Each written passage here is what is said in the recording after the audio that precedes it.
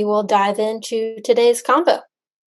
Love it. All right. Yeah, we got a lot of people chiming in already. Stephanie's just down the road. I'm in Austin. She's in San Antonio. I'll be down there a bunch. We're going to a bunch of Spurs games, so I'm excited for that. Croatia. We got all over the world. I love this. Someone's from Kansas City too. I'm from KC. We had a big win last night versus the Raiders. It was ugly, but hey, we won. That's all that matters. Savannah, is that the Chiefs won, right? So, really excited for this conversation today, everyone. Any of these sessions, you all, will get out of this what you put into it. So feel free. I always tell people, be like wildly selfish, like be wildly selfish. Don't, you don't have to, let's see, you guys should be able to see me now, I think, versus everybody. You know, Ask the question. If you're like, Jake, like, hey, like, how does this apply to me?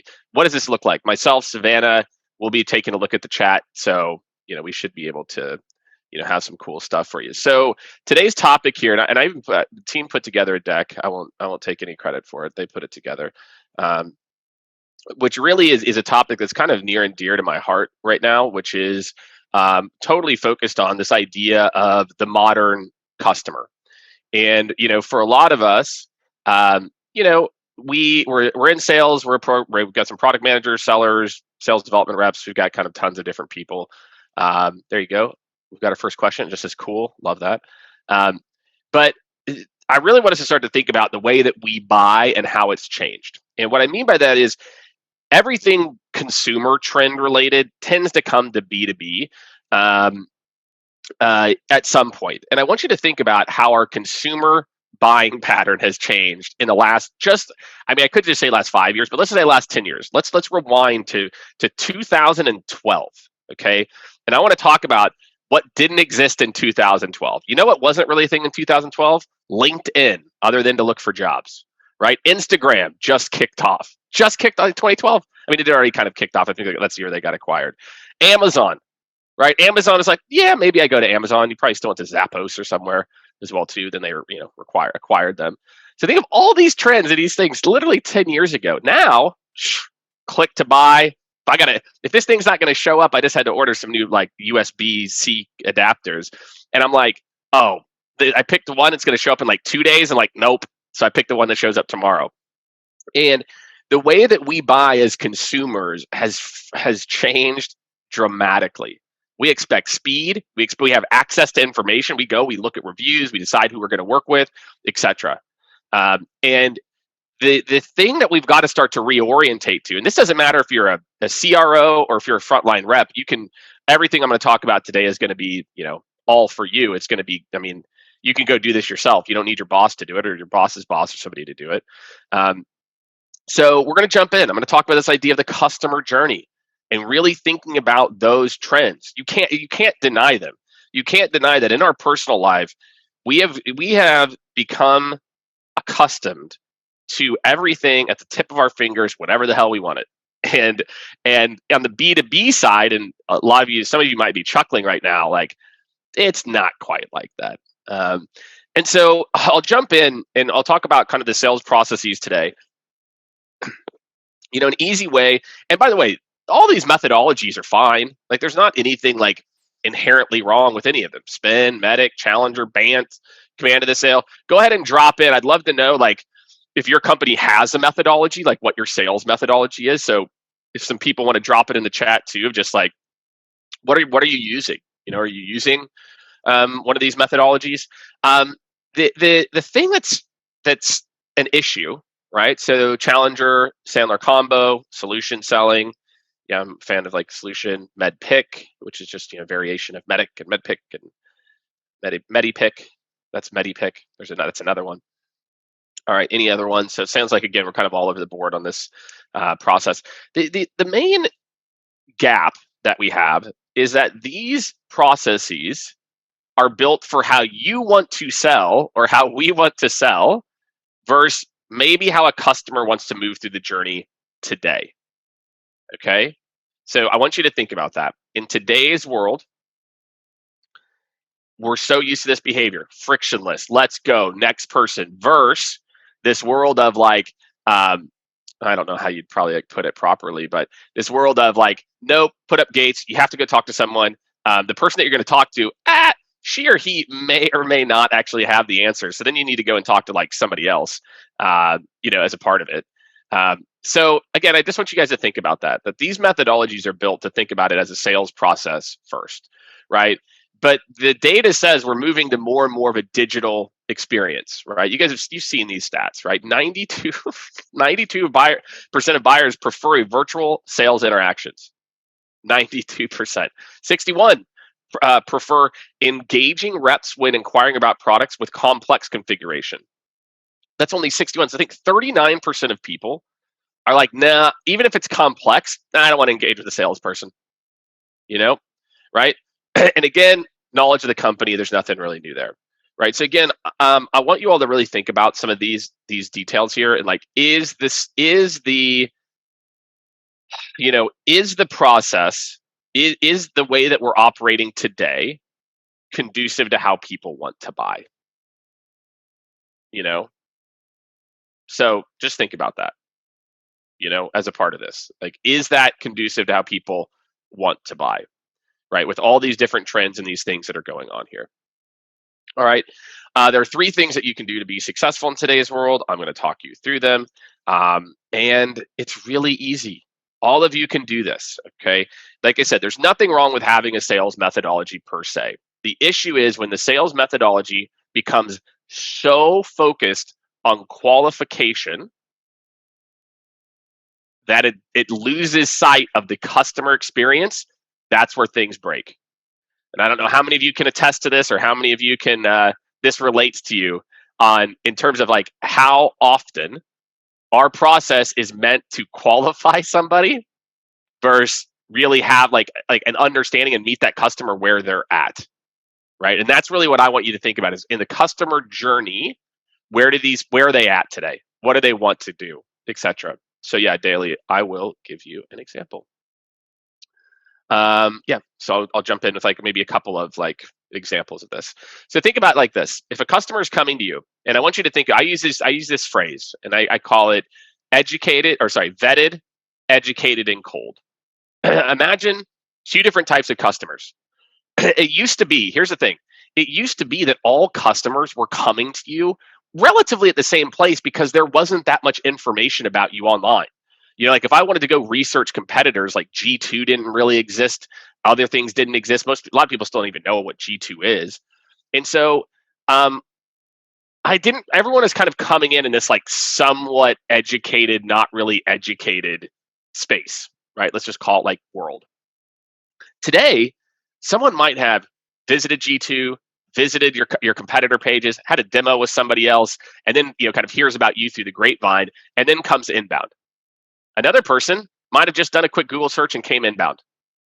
The level of intent of person A is so much higher than what we are used to. And so what happens is a lot of sales processes today treat all leads, inbound leads, and even outbound leads the same. They all go through the same process, same funnel. The reality is we need to start to think of a process like, if I'm that person who's person A, and you start to qualify me, you're asking me, well, so tell me about the initiatives and blah, blah, blah. It's like, dude, I have done all my homework. I know more than you. And then you can't even show me the product on the first call because I got to go talk to an account executive. Ugh, guys, I've already done my research. Please, can we just cut to the chase? Right now, most sales processes are not meant to deal with, their methodology does not account for people with high levels of intent. We try to put everyone into the same path, which is this like qualification framework. Maybe we show it to them. We don't know. Okay, wait, Jake, you've done this. Great. I'm going to go get a call set up. We're going to do this, and this on the next call. Let's just go ahead and start fast tracking this thing, right? So hopefully that's a good example for you of like what it looks like.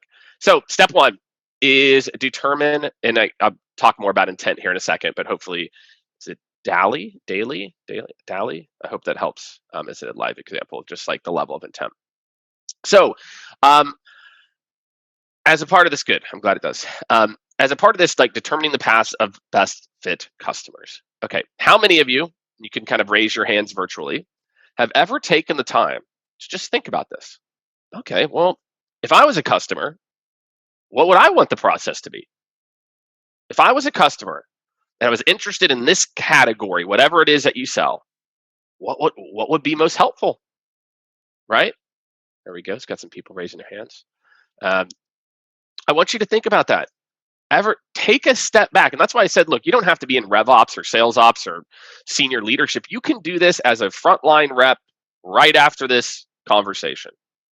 Is just do this. We use a tool called Mural, Mural. It's really good for like journey maps, and it's free. You guys can go download it for free. But it really allows you to like kind of visualize this and think, okay, what would I want my first touch point to be, right? And if you have enough customers, you can actually use customer data. You could go look at, hey, let's go look at our last 30 closed won, and how did those people behave? Well, they did this, and then they did this. Okay, well, how does that compare to our last 30 closed lost? How does that compare?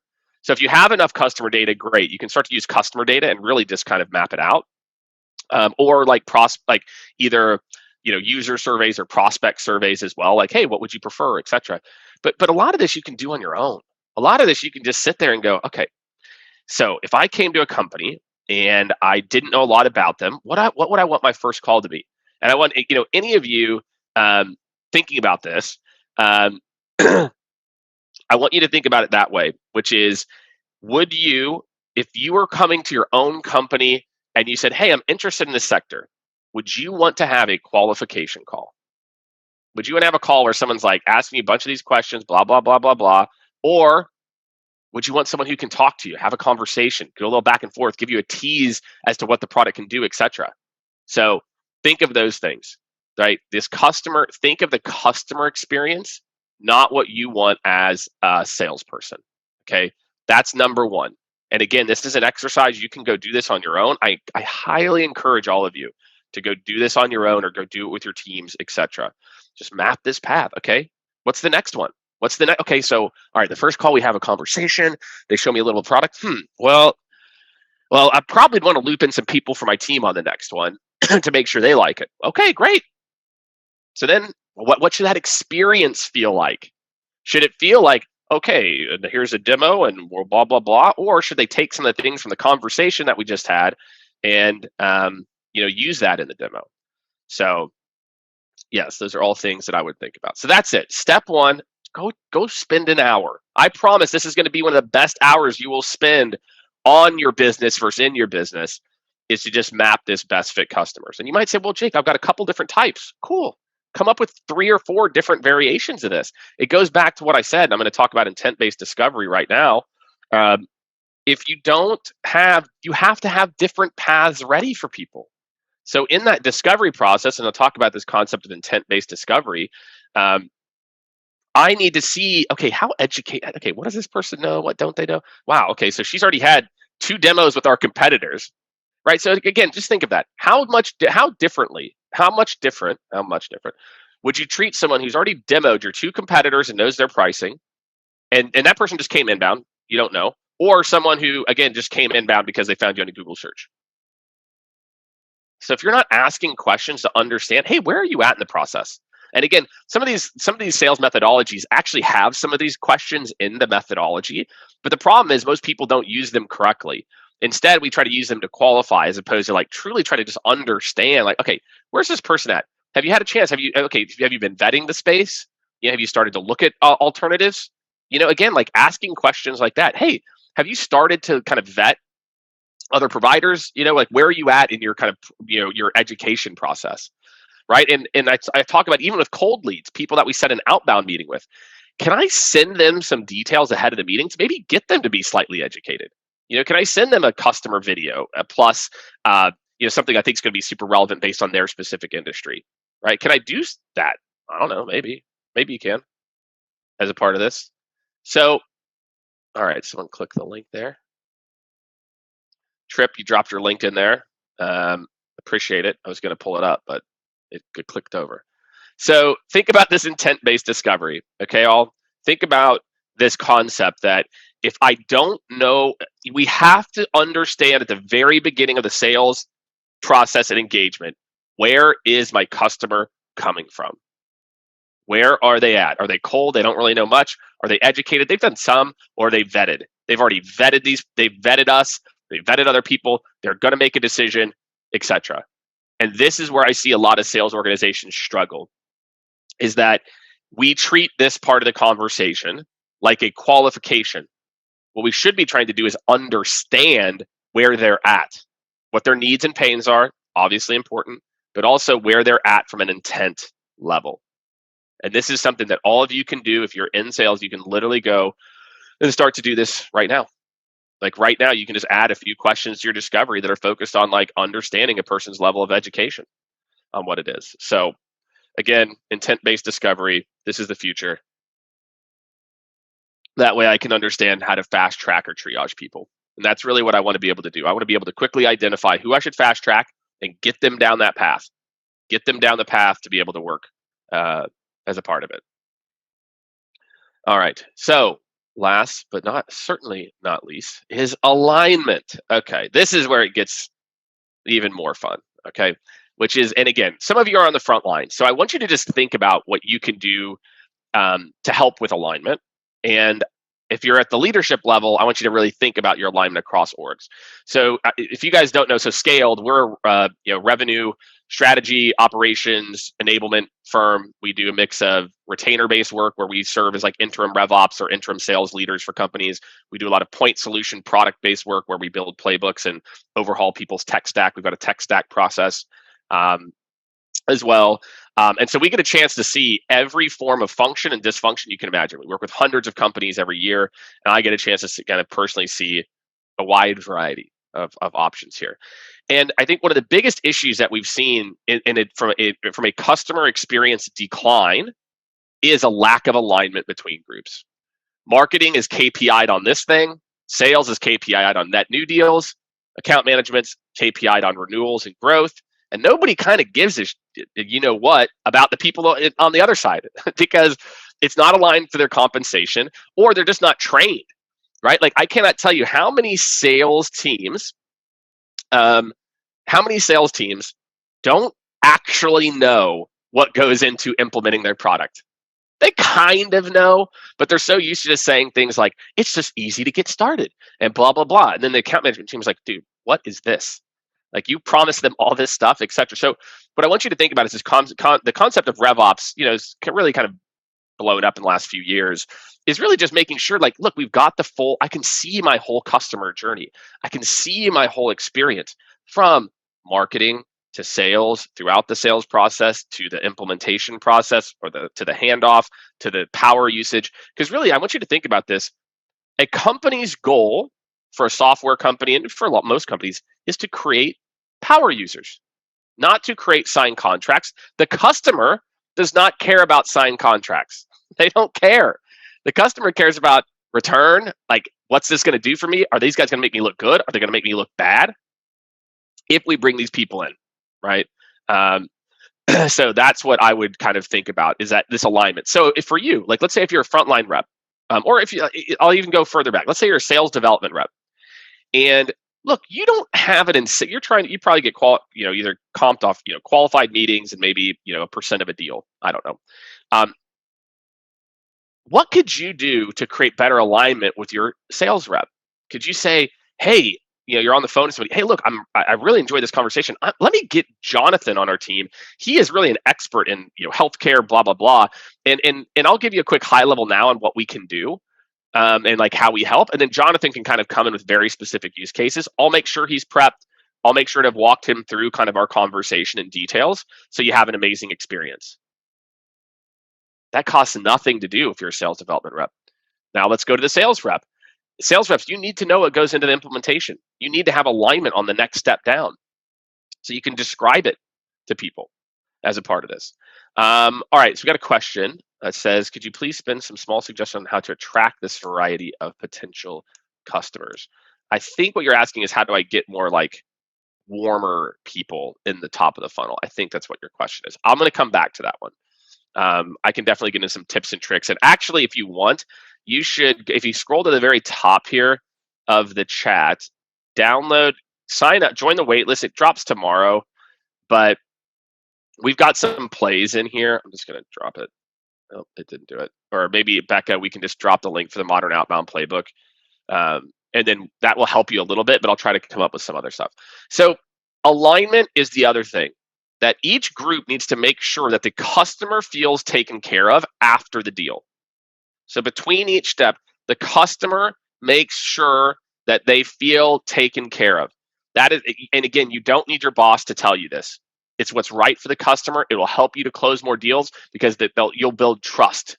You will build trust with the customer that you are looking out for them to make sure that they're successful and not just trying to close a deal. Even though you just get comped if they close the deal, not if they churn.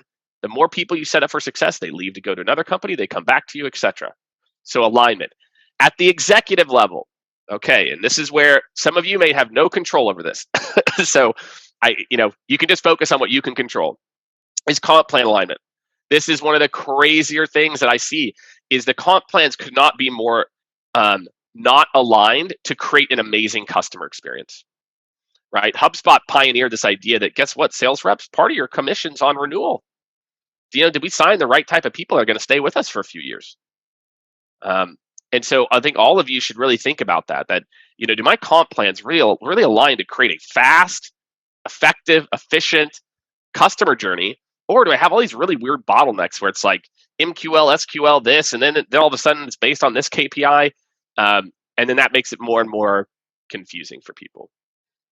So I'm going to kind of go through a little bit like more detail here. And again, like I really want to encourage everyone to kind of like drop some questions in the Q&A as well around this. Because to me, this is the future. When I think about where the ball is moving, when I think about, kind of where things are headed, it's the companies that nail the customer experience.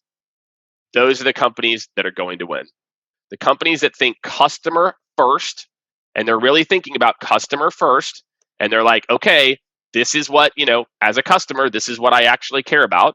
Or as a customer, this is what I'm going to focus my time on, right? And this is my experience. These are the people that are going to win. And I think for a lot of companies, again, we've been so used to just throwing up gates as a part of this, right? We've been so used to not just throwing up gates as a part of this, but really running people through our process in terms of like what we think is best.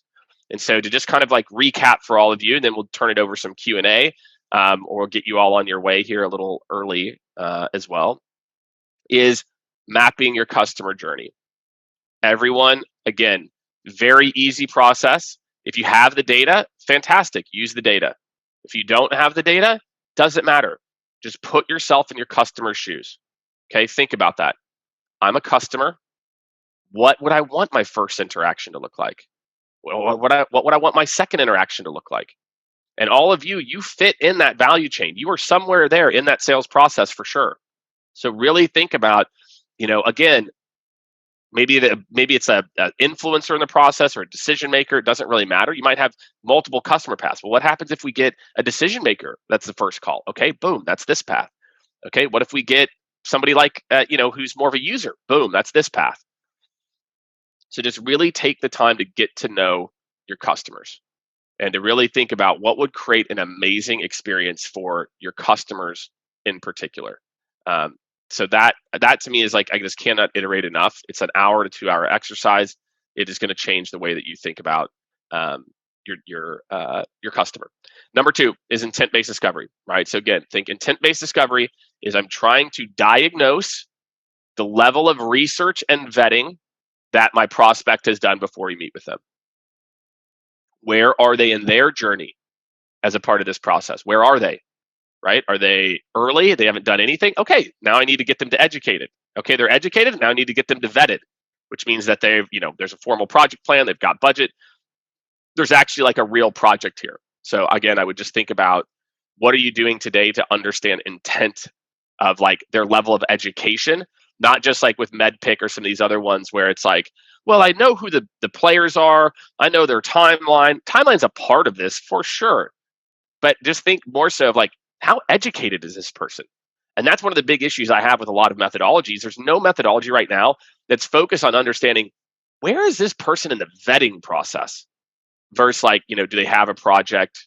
Where are we at with that project, the timeline, the budget, the economic buyer? No, like where are we at in the actual vetting? So you need to make sure that you're asking questions so you can triage and fast track. And last, but certainly not least, is alignment. That, like I said before, whether you are a frontline rep or a senior leader, you can 100% control how your customer feels about alignment. You can choose to make sure that they have an amazing experience down the chain. You can choose that. Okay, you can choose to make sure that they do that as a part of this. So again, and that's where again I think RevOps can really come in and be a part of this, right? RevOps can really help to like give you the data and the throughput. Also, if you can align comp plans, it's what do you call it? It's a better process whenever possible. So comp plan alignment can help for sure. But in the meantime, you all can fix this yourselves. All you have to think about is if I was a customer, what would my path be? How do I better understand where my customer's actually at or this prospect's at, and make sure that I'm aligned and I'm setting the people up before and after me for success. And that is why we have to stop thinking of this as our sales process as opposed to our ideal customer journey. So I hope this topic is helpful for a lot of you. We're going to turn it over to some Q&A now. You can make sure to follow me on LinkedIn. I post sales stuff on LinkedIn pretty much daily. So you can come check that out as well. Joe, make sure to check out Skaled as a part of this. And I'm going to jump into some Q&A. So like I said at the very beginning, be selfish here. Like if you have questions, and again, I can see some in here, I think Trip dropped one. Ask the question. If you're like, Jake, how do I do this? Like I'm nervous, maybe I can do it this way, or I'm not sure how to do it. Please feel free to, hit me up, right, as a part of this. So first question is from Trip. How do you change the customer journey to align with your internal process? It's critical that you set up your customer at the start while you are changing things on your side.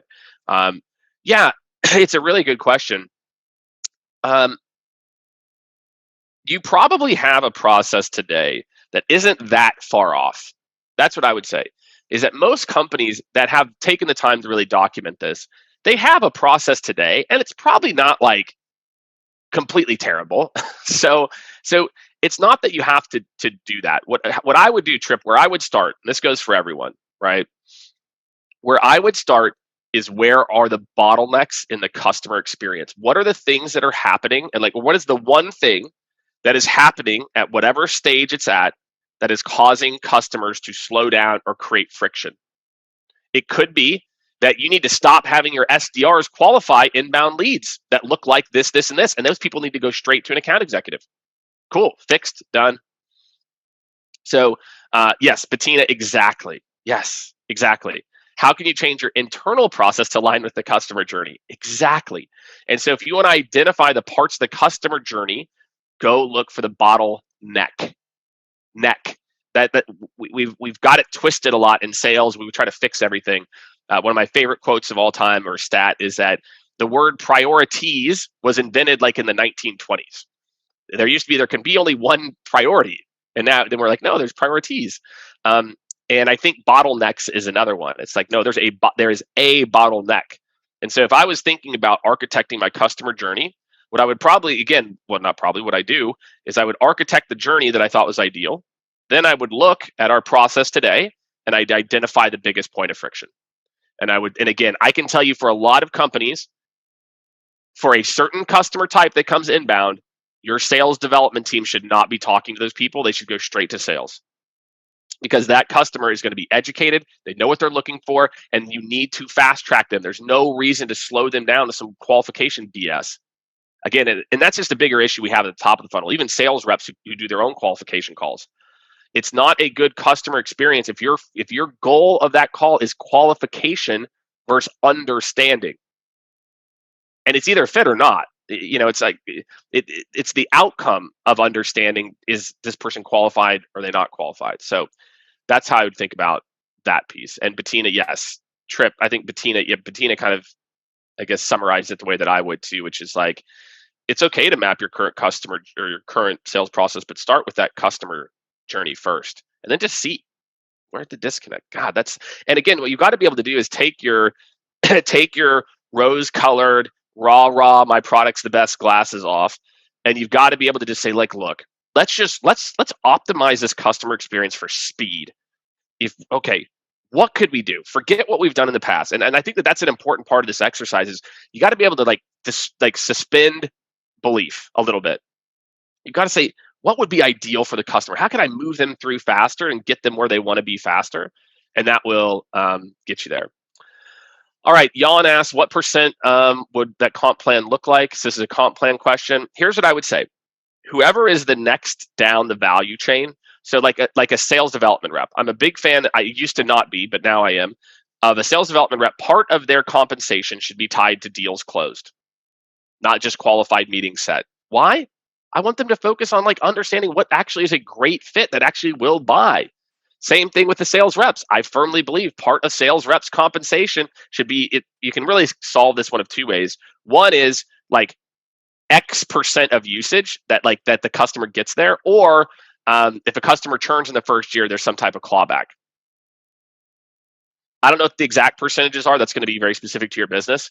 But again, what you want to do is align everyone. It's why whenever I was a VP of sales, I would never have taken a VP of sales job if I didn't also oversee account management, because then I had control at the executive level to create that through line. I'm not going to let my sales team throw anything over to this team because I got to protect these guys as well too, and I've set them up for success.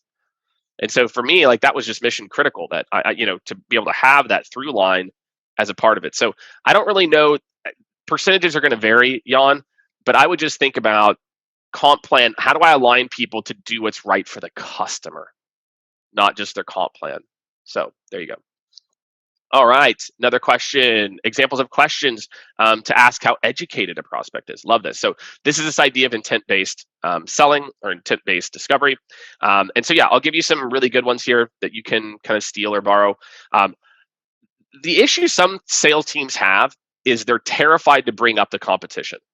They're terrified because like, what if they're not looking at the competition? What if they're not, talking to them? It's like, well, assume that they are, because there's a high likelihood they probably are, right? So some of the questions I might ask something like, let's say I've already understood their role, which is always like the first set of questions. I might go into like, great, so let's talk about kind of this issue, this pain or whatever it is. So how far are you down the path of like actually finding a solution for this? Have you, is this your first call that you've taken? Have you had a bunch of calls like this? And again, I wouldn't do this up front. This would be, I'd kind of nestle these questions in once I understand like the need or requirements, to then say like, okay, like where are you like kind of in this journey? Have you guys started to have conversations about when a good time to deploy might be? Have you started to have conversations around budget? No, Jake, we're really early. Okay, great. Take them through the process. Yes, Jake, we have. We actually we've got a sales kickoff coming up on Feb 12th, and I want to have this thing ready to rock and deployed. I've already talked to 2 other customers, 2 other of your competitors, and here's where I'm at. Cool, awesome. You're already here. I'm going to meet you there, right? So those are some questions that you could ask. Again, like, where are you at in kind of this vetting process? Are we in exploratory? Have you started to have conversations? Have you started to earmark budget or timelines, etc.? So there you go. That's one for you. Bettina said, during the pandemic, customers learned to use Google and sales needs to figure out exactly. Yeah, 100% right. Yeah, I mean, how many of you have? I did a poll on this, and the results will not shock you. I did a poll on this last week on my LinkedIn. I asked, how useful is a company's website after you book the first meeting? And the results were pretty pathetic. It was like, it was like 30% of people said it was still effective, or 40 were like, yes, very. And then like there's another percent that said a little bit, and then the biggest was no. And it's funny. So then that means me as a potential buyer, I got to go get educated throughout the internet and Google and these other things. And so I would do it. I would Google a pain set that your customer might be interested in that you solve for, and see what pops up. And that's where you got to think about, okay, am I up to date on those trends? When they look at those trends, can I ask them questions around those trends, etc. But that's exactly right, that because customers are coming in at step 2 or step 3, we have to stop the madness of treating everyone the exact same. Every customer should not have the same, experience. Instead, it should be the right experience based on where they're at from an intent standpoint. I talk a lot about this intent-based concept because, again, I just think about my own consumer purchasing. Again, like how many of you want to talk to us, like, to buy something, even buying a house now? It's like, I don't want to talk to somebody. Yuck. I'm gonna go look at the house, find that. I think the stat from like pre-pandemic, it was 2019 or something. It was like 70% of homes were found by the buyer, not the agent. So if we're doing that in our personal lives, I'm telling you, and we proved in the pandemic that you can close $1 million deals 100% virtual. And you saw the stats that I showed at the very beginning. We are in a world now where friction is going to kill your deals. And that if you are not focused on how to remove friction from the process, you are going to be in trouble. We are already buying inferior products consistently on Amazon because they ship to our house faster. Makes no sense. I can get there in 2 days or 3 days, but I'm like, no, that one then. Forget this other one, you know.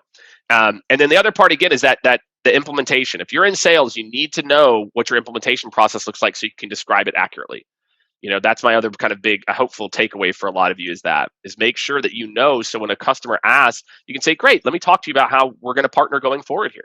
This. You can even loop in your customer success or account management team. I love doing that too, as well.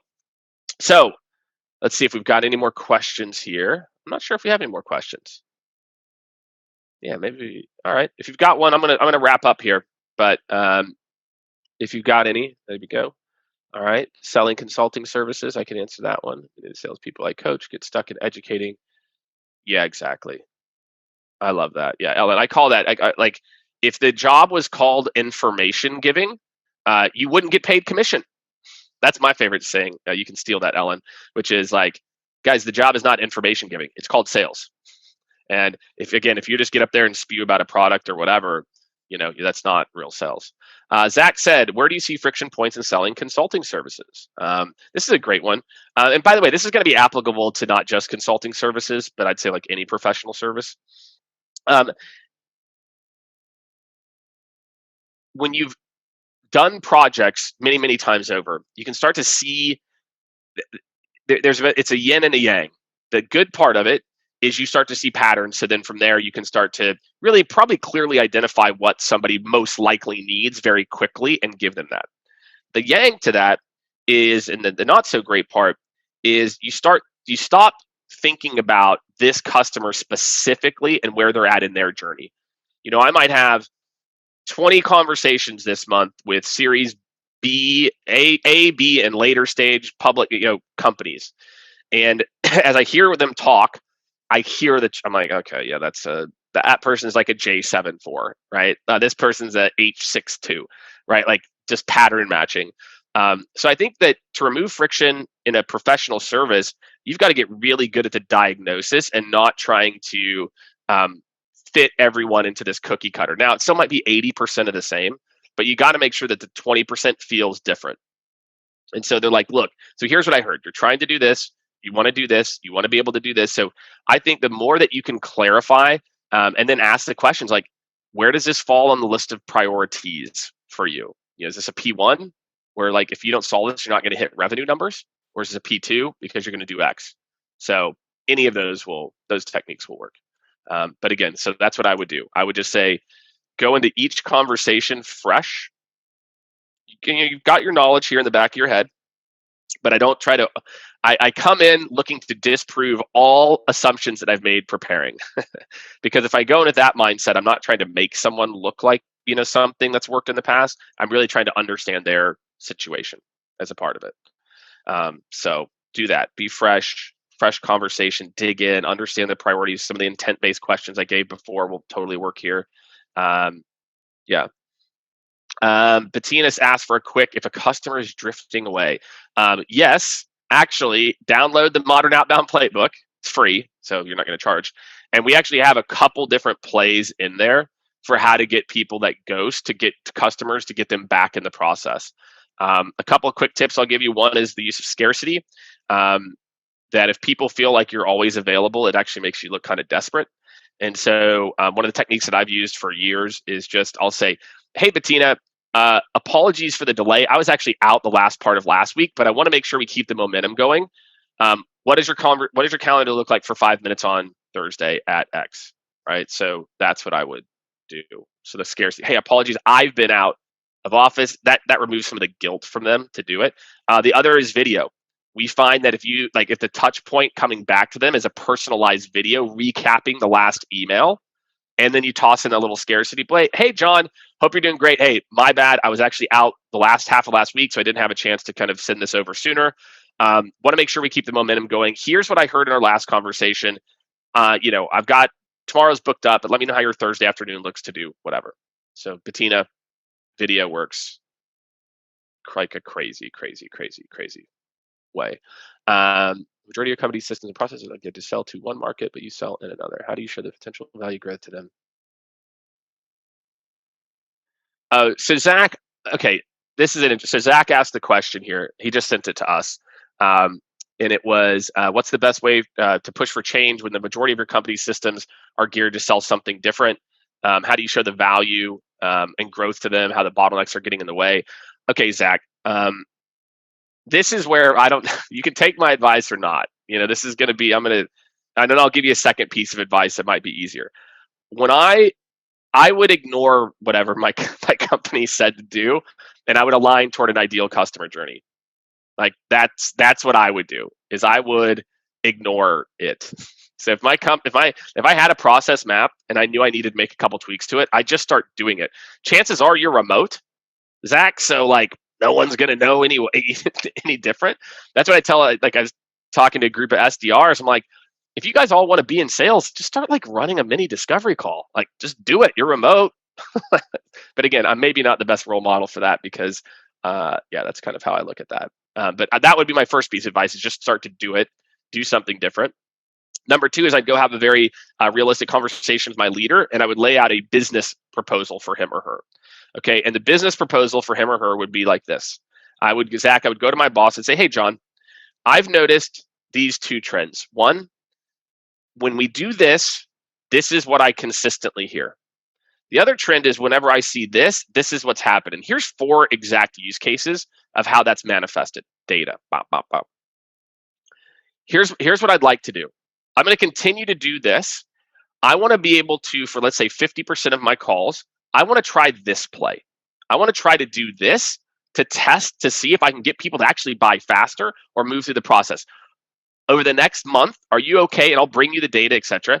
If again, I'll continue to run this process, right? But with 50%, I go ahead and I try this. Does that work for you, John?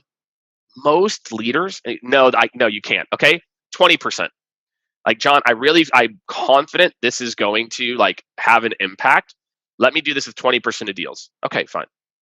So that's it. Bring a business case. Here's what I'll do. Here's the outcomes, etc. And that's how you get change. All right, my friends, we're at the 45-minute mark. Make sure you sign up for Forefront. It's our amazing half day. It's a half day. It's a virtual conference. Savannah will drop the links in there as well, too. Please sign up. We've got a really amazing lineup. I don't even know. We got a lot of people. We got folks from LinkedIn's leadership. We've got my man, Kevin Dorsey, Scott Leese. I know I'm forgetting some people too, but we got an action-packed lineup. If you want to be at the forefront, no pun intended, of modern sales, one, get involved. You're going to see all the cool stuff Sales Hacker's doing, which is awesome. And definitely make sure to check out Forefront as well too. It's pretty amazing. It's going to be awesome.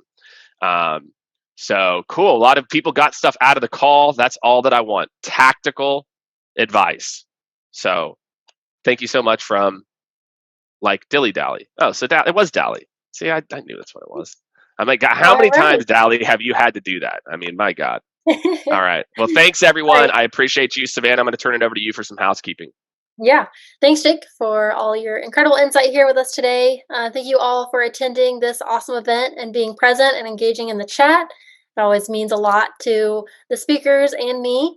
Like Jake mentioned, be sure to check out their upcoming content and events, and then also the Sales Hacker in-person events.